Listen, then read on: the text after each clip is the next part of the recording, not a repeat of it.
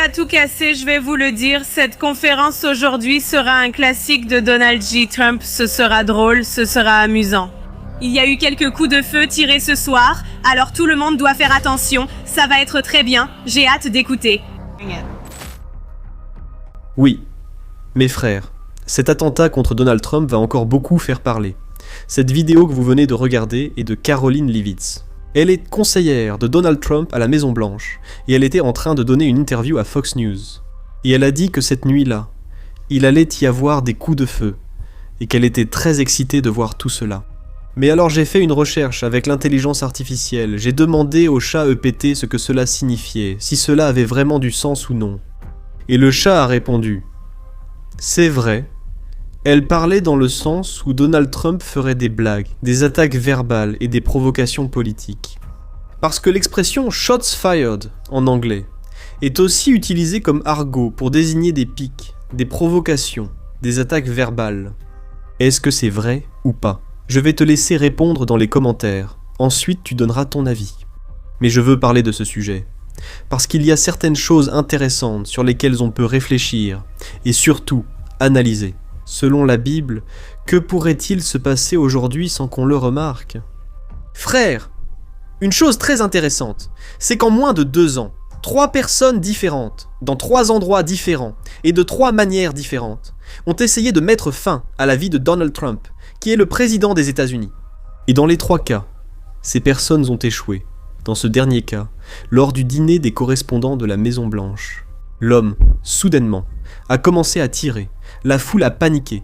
Il y avait même des personnes là qui semblaient comme si rien ne se passait. Elles sont restées très calmes pendant l'événement. Mais la vérité, c'est que même Donald Trump a mis du temps à réaliser qu'il s'agissait vraiment d'un attentat. Un agent du service secret a été touché à la poitrine, sauvé seulement par son gilet pare-balles. Mais, mes frères, la question reste, qu'est-ce qui se cache derrière tout ça ? Y a-t-il quelque chose qu'on ignore ? C'est de ce sujet dont nous allons parler. Et je veux aussi vous apporter un enseignement tiré de la Bible. Et surtout, je vais vous montrer une connexion très intéressante. Entre cet attentat contre Donald Trump et un attentat qui a eu lieu il y a 45 ans, lorsqu'un président des États-Unis a également été visé. En fait, il a reçu une balle et c'était exactement dans le même hôtel, au même endroit. Et, mes frères, cette connexion va vous impressionner. Et ensuite, aussi, nous allons comprendre ce que la Bible dit sur ce qui peut être en train de se passer, et nous devons rester très vigilants. Amen ? Ici sur ma chaîne, vous le savez, je propose toujours des contenus d'actualité, basés sur la parole de Dieu. Alors je veux vraiment que vous vous abonniez à ma chaîne pour ne pas manquer les prochaines vidéos que je vais publier, d'accord ? Frères, allons-y ! Pour que vous compreniez la gravité de cette histoire, nous allons revenir un peu dans le temps. Allons-y, 2024, tu t'en souviens ? Il y a eu un meeting là-bas en Pennsylvanie, et un jeune homme appelé Thomas Crooks est monté sur le toit d'un entrepôt qui se trouvait à quelques mètres de la scène où Donald Trump était, et il a tiré plusieurs coups de feu pendant que Trump parlait au micro. L'une des balles a effleuré l'oreille droite de Trump.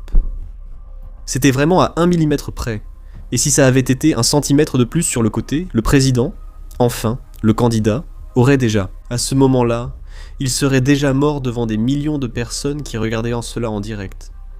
Frère, 2 mois plus tard, en septembre de l'année dernière, un homme est resté caché pendant de nombreuses heures au milieu des buissons, sur le terrain de golf de Trump, en Floride.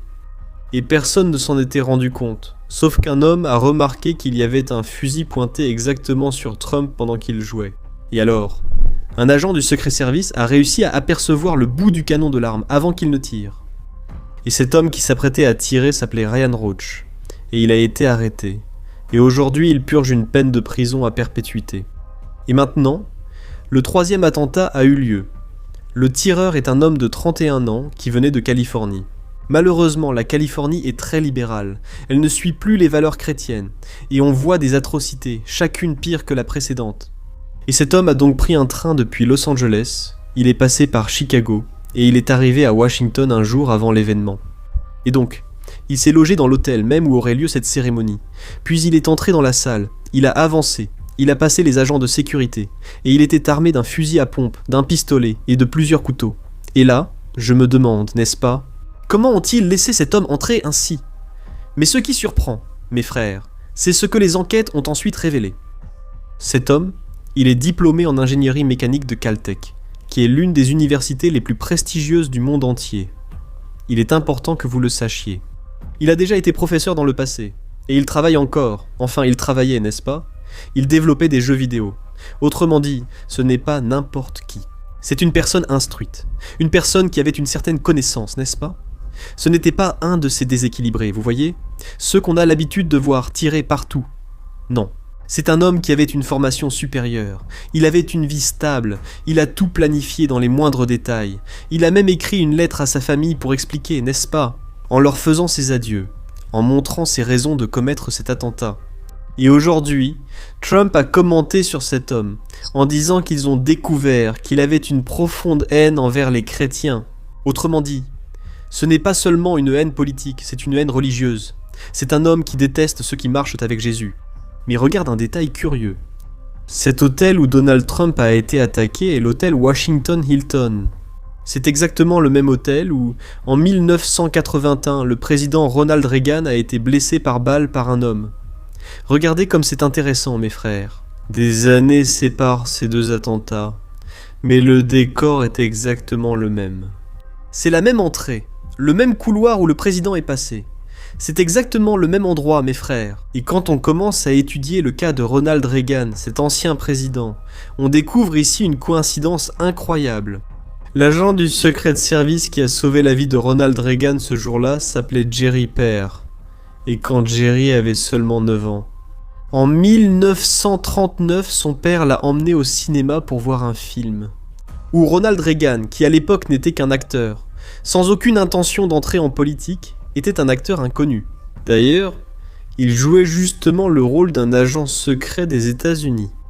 Donc, ce film a vraiment marqué la vie de ce garçon, et c'est à partir de là que cet homme, qui a sauvé la vie de l'ancien président, a commencé à rêver de devenir un agent secret. Des décennies plus tard, il a réalisé ce rêve. Et puis un jour, il est finalement devenu le protecteur du président, et il a réussi à sauver la vie du président. À l'époque, il a même dit que c'était une grande délivrance de Dieu. Et il a dit qu'à partir de ce moment-là, il était décidé à marcher avec Dieu tous les jours de sa vie. Vous savez que les États-Unis sont un pays chrétien, un pays où les présidents du passé servaient Dieu.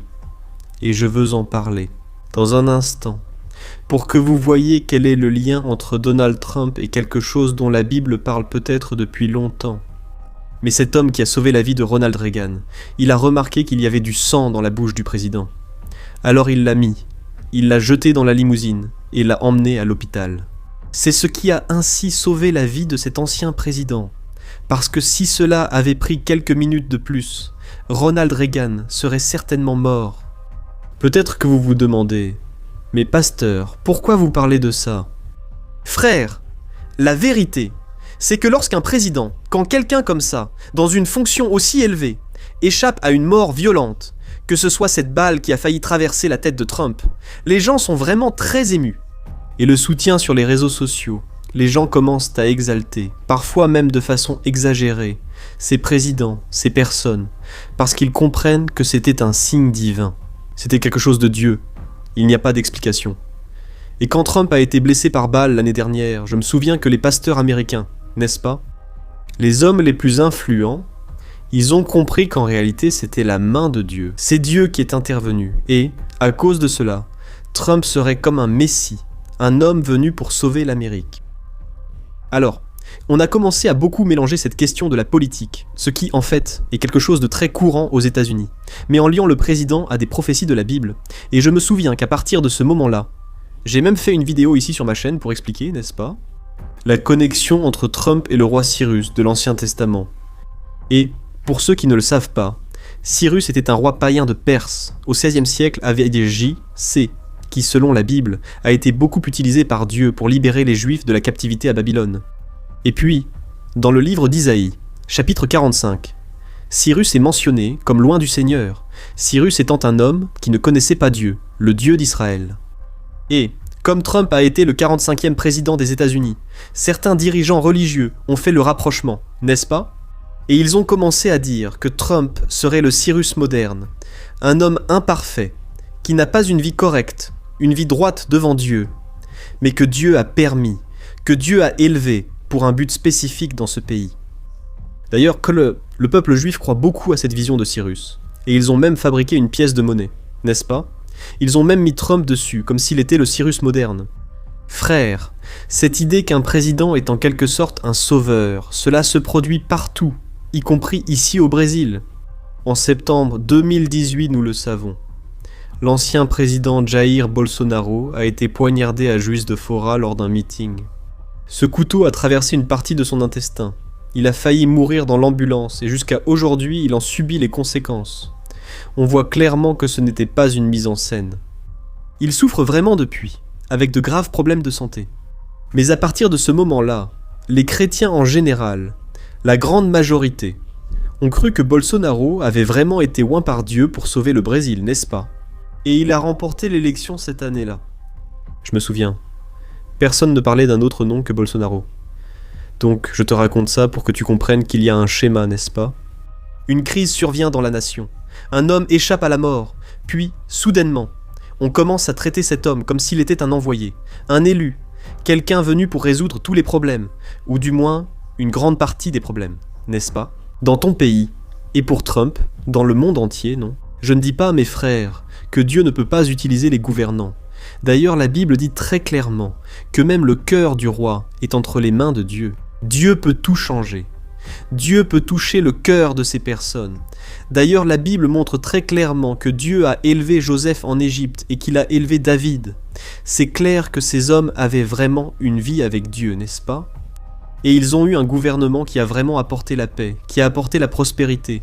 Mais il est très important pour nous de savoir différencier les choses. Et nous, en tant que chrétiens matures, nous ne pouvons pas suivre la foule. Cette foule émotive qui, vous savez, prend des décisions précipitées et qui ensuite le regrette. Il y a un passage dans le psaume 146 à partir du verset 3 qui dit quelque chose de très intéressant. Faites attention. Ne vous fiez pas aux princes, ni aux hommes, en qui il n'y a point de salut. Quand leur esprit expire, ils retournent à la poussière, et ce même jour, tous leurs projets périssent. Heureux celui dont le secours vient du Dieu de Jacob, dont l'espérance est dans le Seigneur, son Dieu. Amen.